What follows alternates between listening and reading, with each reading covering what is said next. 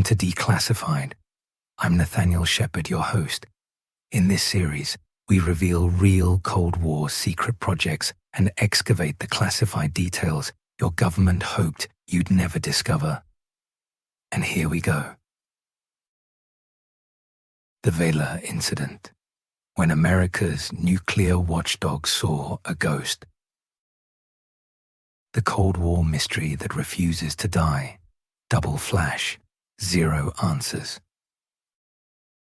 Just before 1 a.m. Greenwich Mean Time on September 22nd, 1979, over the South Atlantic, while America slept and the weekend waited to begin, an aging satellite named Vela 6911 detected something that officially didn't happen. 2 flashes, milliseconds apart, the signature of only one thing: a nuclear explosion. Except nobody admitted to setting off a nuke. Not then, not now, not ever. What followed was a cover-up so perfect, it might not have been a cover-up at all. A mystery so complete that 4 decades later, we still don't know if we're investigating a crime or chasing shadows. Welcome to the Vela Incident, the Cold War's perfect unsolved case. To understand what Vela saw, you need to understand what Vela was. The Vela satellites were America's nuclear hall monitors, launched to make sure nobody cheated on the 1963 Partial Test Ban Treaty. They carried instruments called bang meters, and yes, that's really what they're called, designed to detect the unique double flash signature of nuclear detonations. First flash, the immediate fireball. Second flash, the shockwave catching up. It's like a nuclear fingerprint, unmistakable, unfakeable, or so everyone thought. By 1979, Vela 6911 was an old dog. Launched in 1969, it had already outlived its design life. Radiation damage had partially blinded some sensors. It was like asking a retired cop with cataracts to identify a suspect. But even old dogs know what they're trained to detect. The flash that shouldn't have been. At 00:53 GMT, Vela's bang meters triggered. The satellite recorded a double flash near Prince Edward Islands, that forgotten corner where the South Atlantic meets the Indian Ocean. The signature was classic. Initial intense flash, brief dimming, second bright pulse, gradual decay, a textbook nuclear detonation. Except for one thing. The intensity was wrong, too low for the apparent altitude, like someone had muffled a nuclear weapon. Within hours, America's nuclear detection machinery ground into action. The results made everything worse. The corroborating evidence. Ionospheric disturbance detected by radio observatory in Puerto Rico. Hydroacoustic signal picked up by Navy sensors. Possible fallout detected in Australian sheep thyroids months later. The missing evidence. No seismic confirmation from monitoring stations. No radioactive debris collected by Air Force sniffer planes. No visible mushroom cloud on satellite imagery. No confession from any nuclear power. It was Schrödinger's nuke, simultaneously real and not real. The usual suspects. When you have an unexplained nuclear explosion, you round up the usual suspects. In 1979, that list was disturbingly long.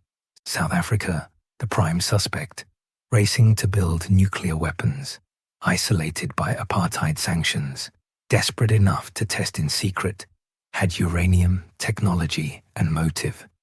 Israel, the silent partner, suspected of joint nuclear program with South Africa, never confirmed or denied nuclear weapons, masters of strategic ambiguity. The flash location was within range of Israeli naval vessels. India had already tested in 1974, might need verification data, but the location made no sense, too far from Indian waters. Pakistan, desperately pursuing the bomb, but lacked delivery capability to test so far from home. France, still testing in the Pacific. But why hide a test in the South Atlantic? The ocean itself. Some scientists blamed natural phenomena, such as a micrometeorite hitting the satellite, a rare lightning configuration, or an unusual cosmic ray burst. The cosmic whodunit had too many suspects and too few alibis. The political physics of denial. Here's where the story turns properly mysterious.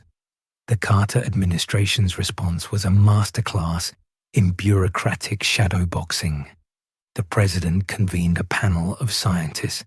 After months of investigation, they concluded the flash was probably not from a nuclear explosion. Probably not. The key word was probably. Behind closed doors, different story. CIA assessments leaned toward nuclear test. Naval Research Laboratory stood by the detection. Defense Intelligence Agency called it nuclear detonation with high confidence. Los Alamos scientists backed the nuclear hypothesis, but publicly doubt and denial. Why the disconnect? Politics, baby. Always politics. President Carter was deep in Middle East peace negotiations. South African sanctions were a diplomatic nightmare. Israeli nuclear ambiguity was strategic policy. Confirming a test meant choosing sides, taking actions, facing consequences.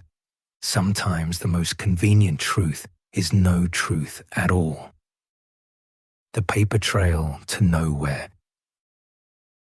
Declassified documents paint a picture of institutional schizophrenia. A 1980 CIA memo states, technical information suggests a nuclear explosion occurred near Prince Edward Islands. A White House science panel concludes, insufficient evidence for nuclear test. Navy hydroacoustic data shows signal consistent with nuclear detonation. State Department cables warn. Political implications of confirmation unacceptable. Each agency saw what it needed to see, or didn't see what it couldn't afford to acknowledge. The paper trail doesn't lead to truth. It leads to a hall of mirrors where every reflection shows a different reality. The science of uncertainty. What makes the Vela Incident perfect shadowy material is how science itself becomes an unreliable narrator. Nuclear detection isn't ambiguous. The physics are well understood. The signatures are distinct. Yet here was an event that broke the rules. Light curve slightly wrong. Geographic correlation imperfect. Corroborating evidence incomplete. Alternative explanations implausible, but not impossible. Scientists split into camps. The nuclearists who trusted the instruments. The naturalists who sought exotic explanations. The agnostics who threw up their hands. When your experts can't agree if something happened, you've entered territory where truth becomes negotiable. Modern echoes in the dark. The Vela Incident resonates today because it proves a terrifying point. Even with eyes everywhere, shadows remain. Consider modern parallels. Satellite surveillance covers every inch of Earth. Seismic networks detect underground tests. Atmospheric sensors sniff for radioactive traces. Intelligence agencies monitor nuclear programs. Yet the Vela mystery persists. If someone could maybe detonate a nuke in 1979 Without confirmation, what's possible now?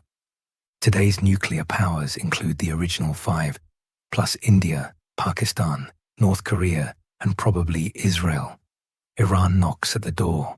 Nuclear detection technology has improved exponentially, but so has the ability to hide, deny, and obfuscate.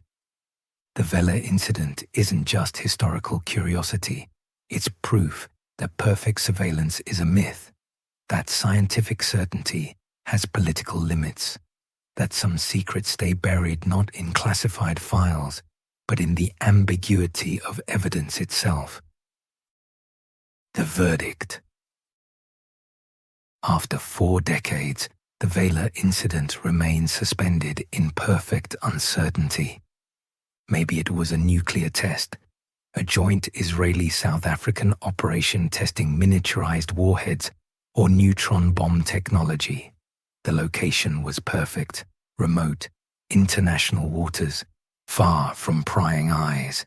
Maybe it was a cosmic coincidence, a 1 in a billion natural event that perfectly mimicked a nuclear signature. The universe is vast and weird enough to allow such things. Maybe it was something else entirely. A weapons accident, a secret program, a test by an unexpected actor. The beauty of the Vela Incident is that it doesn't matter which theory you believe. What matters is what it reveals: the limits of knowledge, the politics of truth, the impossibility of perfect surveillance. In the end, Vela 6911 did exactly what it was designed to do. It detected a double flash consistent with nuclear detonation. Everything that came after, the investigations, denials, classifications, and theories, was human noise obscuring a simple fact. Something happened in the South Atlantic on September 22nd, 1979. We'll never know what, and that uncertainty, that's the most Cold War ending of all. P.S. As for Vela 6911 itself, the satellite still orbits Earth today, a dead sentinel in the void. Its sensors long since failed, its batteries drained, its circuits fried by decades of radiation. At 63,000 miles up, it will circle our planet for centuries, a permanent gravestone marking a mystery, an eternal witness that can no longer testify. Sometimes the perfect ending writes itself, the only witness to the crime floating forever in the dark, taking its secrets to an orbital grave. And there it is, another documented descent into the declassified, filed properly, stamped accordingly, and hidden in plain sight for decades. I'm Nathaniel Sheppard, your host. Thank you for listening.